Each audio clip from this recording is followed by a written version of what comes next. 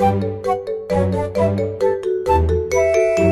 métro-puritains, c'est un petit peu l'évolution de tous les consommateurs obsédés par l'écolo, bio. C'est la suite des bourgeois bohèmes, sauf qu'ils sont de moins en moins bohèmes et bourgeois de plus en plus réactionnaires et un peu retour à l'ordre moral.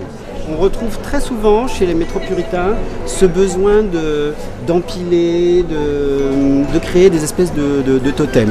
Donc que ce soit des séries dans les matelas qui vont avec les coussins, que ce soit dans la vaisselle, alors qu'on le rangeait dans les placards, eux ils ont envie de le mettre à l'extérieur, un peu comme une sculpture et comme quelque chose qui se voit. Moi j'adore par exemple, c'est le retour de la cocotte en fonte, sauf qu'avant elle était noire, triste, sauf que maintenant on commence à les voir dans des métallisations, un peu de couleur de peinture de voiture.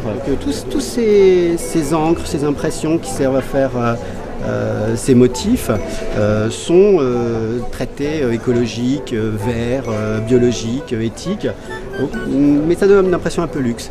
Non, mon coup de cœur, c'est le papier toilette de récupération avec un imprimé camouflage. Et on se rend compte qu'il y a la petite touche de fantaisie. Par exemple, les métro-puritains, ils veulent faire rentrer la nature dans leur maison, dans la ville. Donc il y a beaucoup de références à l'outdoor et tout ce qui tourne au camping, au lit de camp, au côté un peu baroudeur, nomade, mais extrêmement solide de tout ce design inspiré d'univers très militaire. Voilà, la cantine militaire, quand on l'ouvre, les verres sont en cristal, les couverts, les manches sont en corne. Voilà. On joue au simple.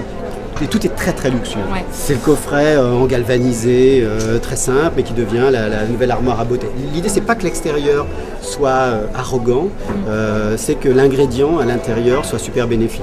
Là, il y a des plaids en fourrure là-bas qui sont faits en matière de récupération. C'est de la vraie fourrure. Il y a un sac imprimé camouflage d'un grand faiseur du luxe là-bas. Bon, bah, ils sont pas un paradoxe près, quoi.